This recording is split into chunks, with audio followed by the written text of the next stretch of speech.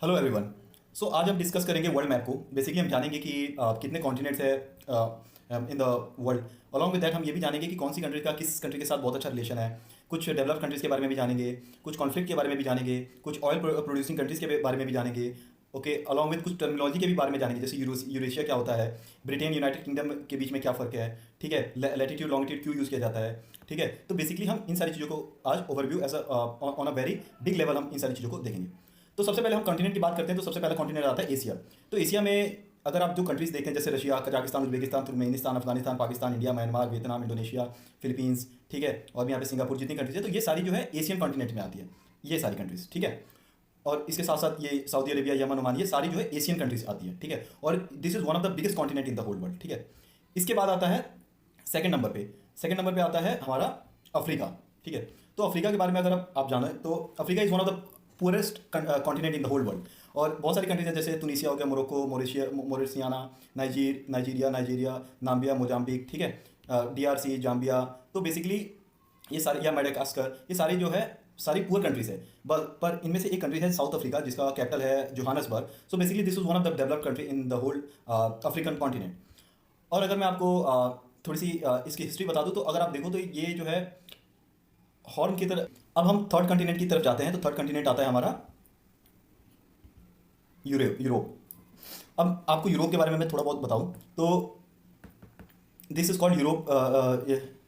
This is called Europe. Europe में आते हैं Norway, Sweden, Finland, Estonia, Latvia, Netherland, France. France जो है one of the nuclear armed country है। Britain भी जो है one of the nuclear armed country है, ठीक है। इसके अलावा और भी जो है बहुत सारी डेवलप कंट्री है। इटली, जिसका कैपिटल है रोम, ग्रीस, जिसका था एथेंस है, टर्की, ठीक है, पुर्तगाल, स्पेन। तो ये सारे जो है यूरोपियन कंट्रीज़ हैं। कुछ हिस्ट्री अगर मैं आपको बताऊं रशिया और सोवियत यूनियन के बारे में, तो पहले जो है रशिया जो है वो सोवियत यूनियन कहलाता था। क्यों? क्योंकि कुछ कंट्रीज जो थी वो उस टाइम रशिया के पार्ट हुआ करते थे, जैसे इस्टोनिया, लातविया, लिथुआनिया, ठीक है, बेलारूस, यूक्रेन, जो कि आफ्टर द कोल्ड वॉर वो टूट के इन सारे कंट्रीज में बिखर गए, और अब जो है ये यूरोप के पार्ट्स हैं, not the part of the Soviet Union. तो this was the history of Soviet Union and Russia. इसके बाद हम अभी तक हमने तीन कंटिनेंट की बात की, एशिया, यूरोप, अफ्रीका। अब चौथे कंटिनेंट के बाद जाते हैं, वो है हमारा नॉर्थ अमेरिका। तो नॉर्थ अमेरिका में आता है United States of America, Canada, okay, और ग्रीनलैंड। तो बेसिकली अगर हम इस वर्ल्ड मैप को देखते हैं, यूएसए के बारे में अगर हम थोड़ी बहुत जानकारी ले, तो USA is one of the developed countries in the whole world with the biggest army in the world. इसके 50 स्टेट्स हैं, और उसमें से सबसे रिच स्टेट जो है वो है कैलिफोर्निया और टेक्सास। कुछ इसके जो सबसे डेवलप्ड सिटीज़ है वो है न्यूयॉर्क सिटी, और इसका जो कैपिटल है वो है वॉशिंगटन डीसी। कुछ स्टेट्स के बारे में अगर हम जाने, तो वो मोंटाना है, North Dakota, South Dakota, Nebraska, Illinois, Indiana, Kentucky, Tennessee, Mississippi, Nevada. तो these are the the states of United States of America.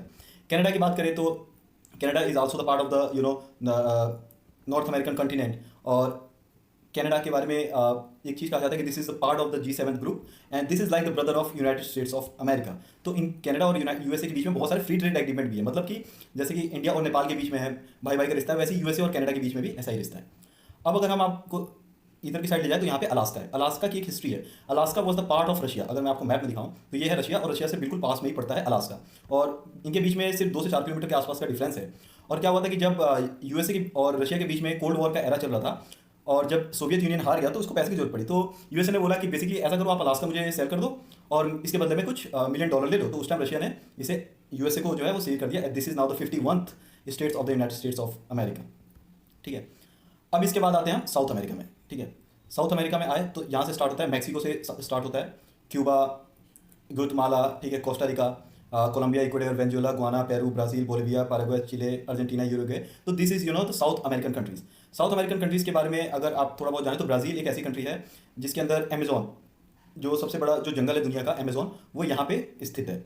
उसके अलावा अगर हम किसी दूसरी country, Venezuela is one of the richest oil reservoir country in the world, लेकिन ये extract इसलिए नहीं कर पाता है क्योंकि यहाँ पे बहुत ही ज़्यादा करप्ट गवर्नमेंट है, और यूएसए ने सैंक्शन लगा रखा है वेनेजुएला पे कि कोई भी कंपनी यहाँ पे आके जो है इनके ऑयल को एक्सट्रैक्ट करके सेल नहीं करेगी all over the world. That's why even though they are having a lot of oil reserve that they can sell, and they could be one of the richest and the most developed country in the whole world, but they are not able to do that. Why? Because the USA has put so much sanction that they are still being poor, and they will be poor in the coming future.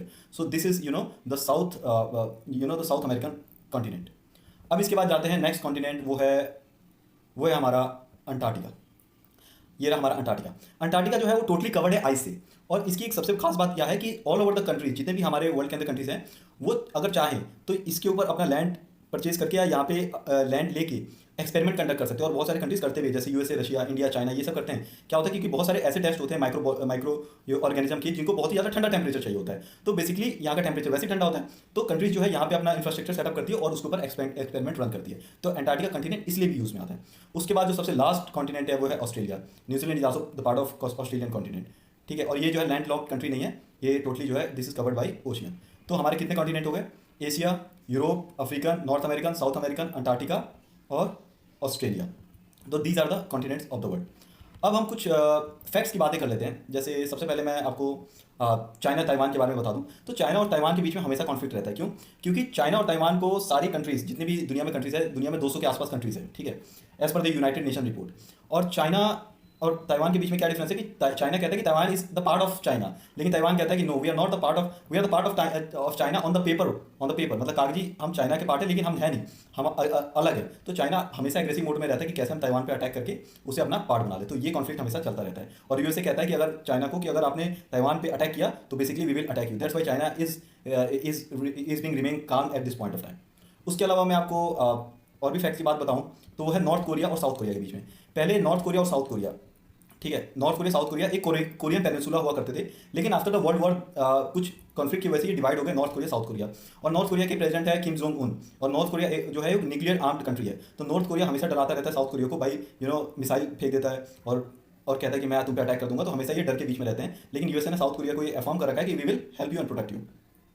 China और Japan की history के बारे में अगर हम जानें तो Japan ने एक टाइम पे during the world war first, Japan was one of the allied forces and one of the strongest forces in the world. तो जापान ने चाइना के ऊपर अटैक कर दिया, इनके बहुत सारे घरों को जला दिया। They raped so many womens in China. इसलिए चाइना आज भी इन चीज़ों को याद रखता है और हमेशा जो है जापान के अगेंस्ट रहता है, ठीक है। इसके अलावा अगर मैं आपको कुछ मिडल ईस्ट कंट्रीज़ के बारे में बता दूं, मिडल ईस्ट कंट्रीज़ किसको कहा जाता है? तो इन कंट्रीज़ को कहा जाता है Syria, Lebanon, Iraq, Kuwait, Saudi Arabia, Yemen, Oman. तो ये ऑयल रिच कंट्रीज़ है। ऑयल रिच कंट्रीज मतलब इनके पास ऑयल रिजर्व बहुत ज़्यादा है और इनको एक्सट्रैक्ट करके ये all over the world sell करते हैं। That's why they are one of the richest countries in the world. आप कुवैत का नाम सुनते होंगे, आप यूएई के बारे सुनते होंगे, सऊदी अरेबिया के बारे में सुनते। तो they are the richest countries in the world. इसके अलावा अगर हम यूरोप में आते हैं तो यूरोप के फैक्ट की बात अगर हम जानें तो यूरोप को हम यूरोपियन यूनियन भी कहते हैं। क्यों? क्योंकि आफ्टर द वर्ल्ड वॉर, ठीक है, after the world war Europe ने एक तरीके की स्ट्रेटजी निकाली कि हम क्यों ना एक यूनियन बनाए, यूरोपियन यूनियन। यूरोपियन यूनियन के तहत क्या होगा कि जितने भी कंट्रीज हैं हमारे ऑल ओवर द वर्ल्ड, ठीक है, हम एक रूल रखेंगे जिसमें जर्मनी का बंदा पोलैंड जा सकता है, ऑस्ट्रिया का बंदा मोल्दोवा जा सकता है, मतलब जितने भी कंट्रीज है इसमें फ्रीली जा सकता है, रह सकता है, घर बना सकता है, जॉब कर सकता है। तो उन्होंने एक सिंगल वीज़ा का जो है स्ट्रेटजी लाई जिसे कहा जाता है यूरोपियन यूनियन। उस टाइम ब्रिटेन भी जो है यूरोपियन यूनियन का पार्ट हुआ करता था, यूनाइटेड किंगडम। लेकिन 2018 के आसपास यूके ने कहा कि हमें इसकी वजह से बहुत ज़्यादा लॉस हो रहा है। क्यों? क्योंकि यूरोपियन यूनियन में एक टैक्स का जो है तरीका है कि सारी कंट्रीज जो है नील पे टैक्स करेंगी, मतलब उनका एक स्ट्रक्चर, जैसे हमारे इंडिया में जीएसटी है ना कि हर एक स्टेट्स को ऐसे फॉलो करना है, वैसे ही यूरोपियन यूनियन में भी ऐसा ही था। तो यूके ने कहा कि नहीं, हमें ये फॉलो नहीं करता और हमें एग्जिट करना है। तो that's why Brexit, Britain exit, ठीक है। ये एक छोटा सा फैक्ट है। अब थोड़ा हम यूके के बारे में जान लेते हैं। आपने सुना होगा कि यूके को, यूनाइटेड किंगडम को कभी कभार ब्रिटेन भी कहा जाता है, कभी कभार इंग्लैंड भी बोला जाता है। तो ऐसा क्या है? तो बेसिकली कुछ आइलैंड है, जैसे स्कॉटलैंड है, नॉर्थर्न आइलैंड है, इंग्लैंड है, वेल्स है। इन 4 आइलैंड्स को मिला के बनता है यूनाइटेड किंगडम। और अगर हम सिर्फ 2 आइलैंड की बात करें, इंग्लैंड, वेल्स और स्कॉटलैंड, तो इसको कहा जाता है ब्रिटेन। तो जब हम स्कॉटलैंड, वेल्स और इंग्लैंड इन 3 आइलैंड की बात करें तो इसे ब्रिटेन कहा जाता है। लेकिन इन तीनों के अलावा अगर नॉर्थर्न आइलैंड को भी जोड़ दे तो हम इसे कहते हैं यूनाइटेड किंगडम। और आयरलैंड भी जो है 2 हिस्सों में डिवाइडेड है। नॉर्दर्न आयरलैंड जो है वो यूनाइटेड किंगडम का पार्ट है और आयरलैंड जो है वो सेपरेट एक कंट्री है, ठीक है। और आयरलैंड का जो इसे सदर्न आयरलैंड कहा जाता है और आयरलैंड का जो कैपिटल है वो है डबलिन, ठीक है। इसके अलावा अगर हम कुछ और फैक्ट्स की बात करें तो हम एक ओशियन के बारे में जानते हैं, इंडियन ओशियन। और ये बहुत ही ज़्यादा आजकल चर्चा में है। क्यों चर्चा में है इंडियन ओशियन? इंडियन ओशियन, ये रहा इंडियन ओशियन। क्यों? क्योंकि वर्ल्ड के जो मेजर ट्रेड होते हैं वो इंडियन ओशियन से होते हुए गुजरते हैं। मैं आपको बताता हूँ कैसे। जैसे आपने ये मैप देखा, ठीक है, ये यूरोप है। यूरोप को अगर कोई भी चीज़ सेल करना हो तो वो ऐसे तो नहीं लेके आएगा, इससे तो बहुत ज़्यादा खर्च होगा। वो कोशिश करेगा कि हम यहाँ से जो है इस रूट से सेल करें, ठीक है। तो यहाँ पे अगर आप देख रहे हैं, आप तो बोलेंगे कि ये तो ब्लॉक है, ब्लॉक नहीं है। यहाँ पे बहुत एक छोटी सी स्ट्रेट है जिसे हम कहते हैं स्यूज कनाल। अगर मैं इसे जूम इन करूँ तो आप ये देख सकते हो कि एक नीली सी छोटी सी धारी बनते हुए आ रही है, ठीक है। और ये यहाँ पे आके यहाँ पे मिल जा रही है, इसे कहा जाता है स्यूज, ठीक है। और जब हम इसे जूम आउट करते हैं तब ये चीज़ नहीं दिखती है। तो यह है स्यूज कनाल। तो जितने भी मेजर कंट्रीज है जैसे कि चाइना हो गया, इंडिया हो गया, ठीक है, इंडोनेशिया, वियतनाम, ये सारी जो यूरोप से जितने भी ट्रेड करती है वो यहाँ से होते हुए आता है, ठीक है। तो इसलिए चाइना हमेशा डरा रहता है कि कभी भी अगर हम इंडिया के ऊपर अटैक करते हैं तो इंडिया क्या करेगा, इंडिया जो है ये इंडियन ओशन को ब्लॉक कर देगा और हम कोई भी प्रोडक्ट को जो है शिपिंग के थ्रू जो है चाइना में नहीं मंगा सकते। तो that's why Indian ocean is very much important for all over the world and for India also. उसके अलावा थोड़ी सी इंडिया की बात अगर हम बात कर ले तो इंडिया का जो है नॉर्दर्न साइड ये है, सदर्न ये है ईस्टर्न, ये है वेस्टर्न। वेस्टर्न साइड है अरेबियन सी, ईस्टर्न साइड है बे ऑफ बंगाल। कुछ इसके पड़ोसी कंट्रीज है नेपाल, भूटान, बांग्लादेश, पाकिस्तान, ठीक है, अफगानिस्तान, चाइना, ठीक है, म्यांमार जिसे पहले बर्मा कहा जाता था, म्यांमार कहा जाता है, ठीक है। और इसके दो आइलैंड्स भी है, अंडमान और